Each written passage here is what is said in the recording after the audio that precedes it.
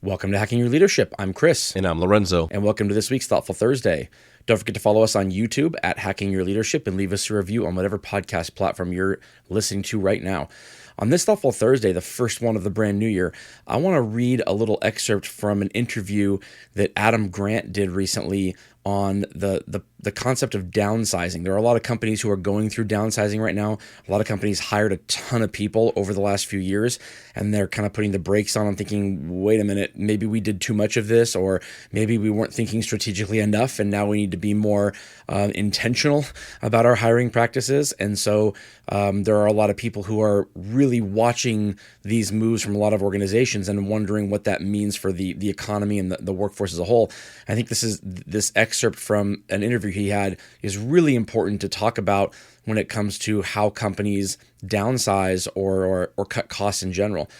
He says, if you look at the science over the last few decades on downsizing, you look at thousands of firms that downsize and you compare them to peer firms that chose different ways of managing costs, like, for example, taking pay cuts, and the researchers conclude that downsizing is, quote, dumb and dumber. It predicts consistent and significant decreases in profits and return on assets. There are a few things with downsizing probably that we underestimate the cost of.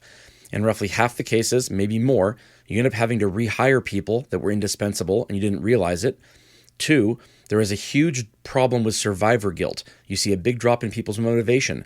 They also tend to narrow their attention and try to focus on basically not getting fired, as opposed to doing the kind of innovation you need in tough times. And finally, there's a major problem with bleeding talent. The most talented people have the most options, and so they're the first to jump ship when they see the writing on the wall.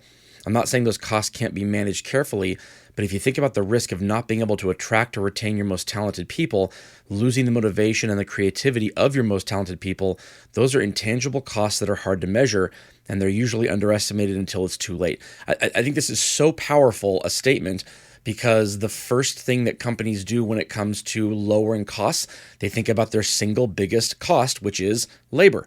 And so that's the first thing to go, as opposed to thinking, more strategically about the ways to go about things.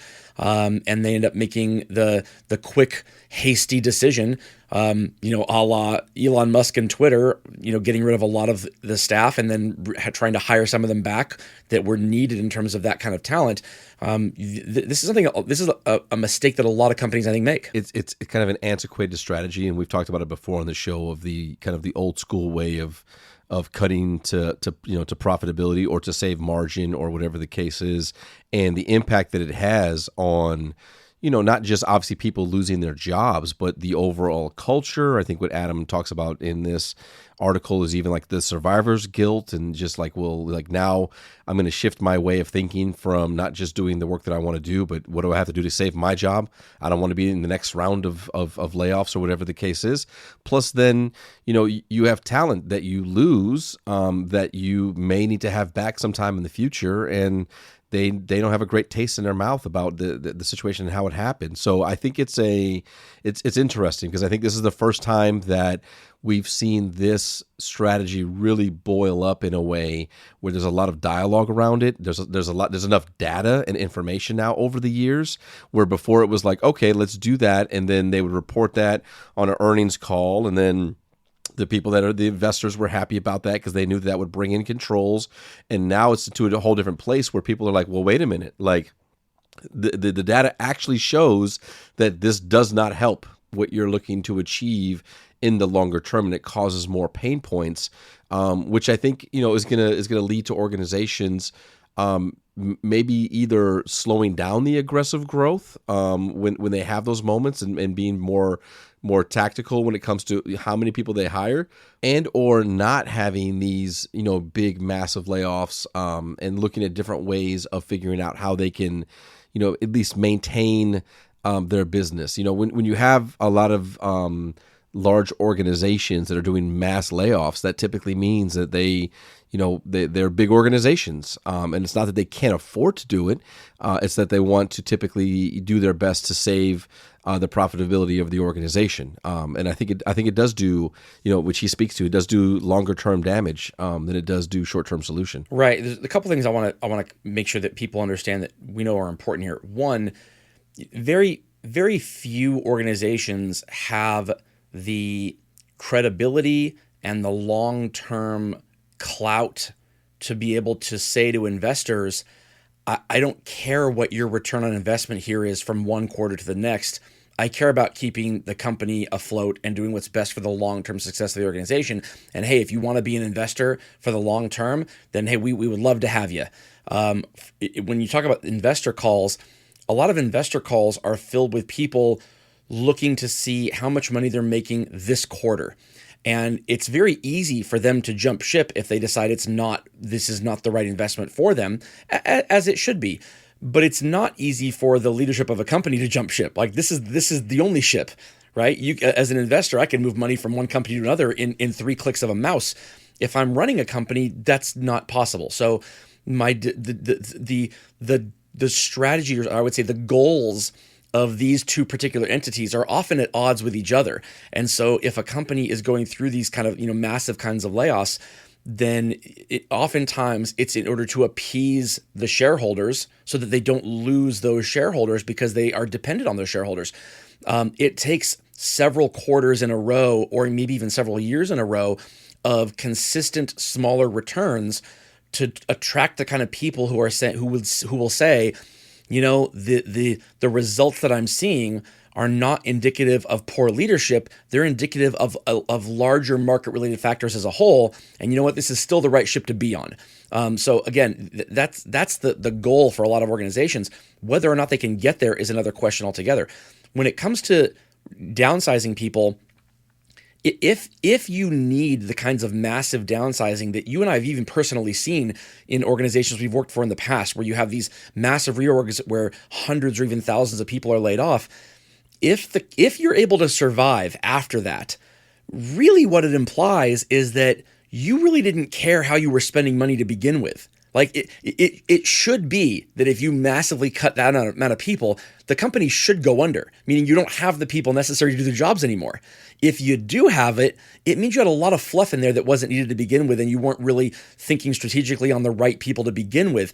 And it's unfortunate that a lot of companies go through it that way, and they have to kind of learn the hard way.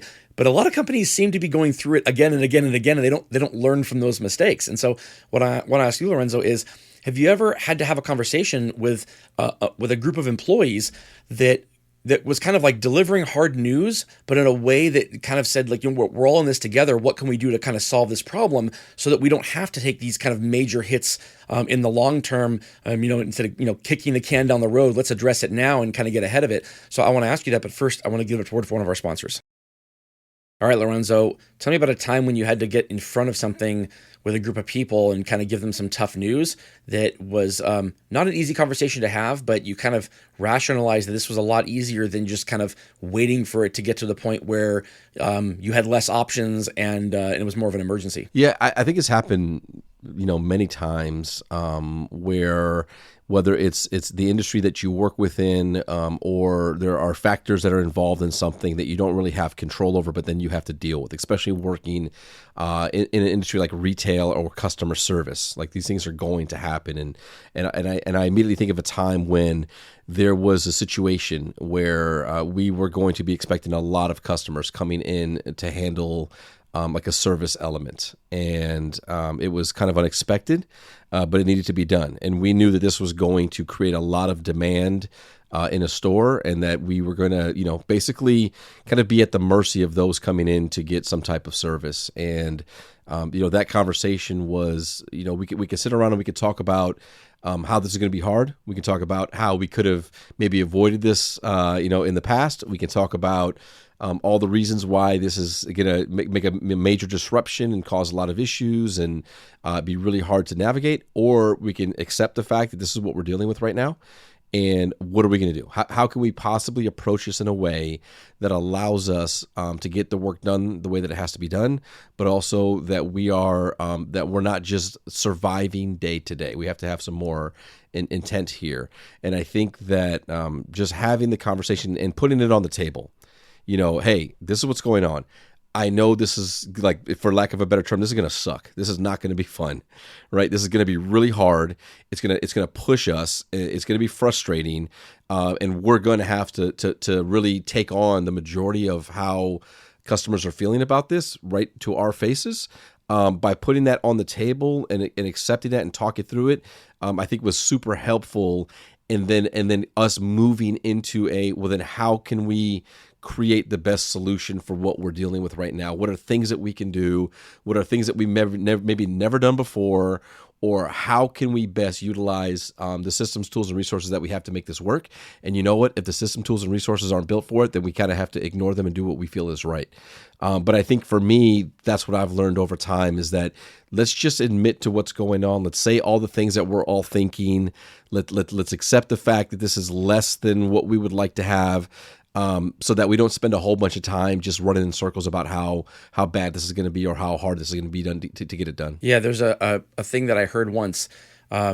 Clarity is kindness, right? Like, and that's a large part of what leadership is being clear with your people, because that's being kind to them, even if the clarity is something they don't want to hear. Hard truths are by definition hard to hear, and the comforting lies sound good in the moment. But in the long term, if it leads to failure, then you can only do that so many times before your people start to long for a leader who will give them the hard truths, because what they want is to be able to come out the other side stronger, or with more job security than they had before. The comforting lies only work for a little bit of time, and then all of a sudden your employees start to lose sleep over, I wonder what's happening behind the scenes, where I'm not a part of these conversations and I'm going to be on the next round of layoffs. So again, I love what Adam says in this quote and in this interview, but he jumps past all of the poor decisions that happened that got to the point where a company has to make a decision of, do I lay off hundreds or even thousands of people, or do I ask my people to take pay cuts, or do I, what do I do in order to meet the deliverables I have to meet? What should I have been doing all along to meet the deliverables that should have been met, so that I didn't have to be in this situation to begin with? And again, like you said, some leaders have that luxury of being able to make those decisions, and they choose not to, and that's unfortunate. Other leaders just have to roll with the punches, and they have to make decisions and react to those things in the real time. So most leaders are a mix of those. Like there are some things that just happen and you have no control over them. Other times you do have some control over them.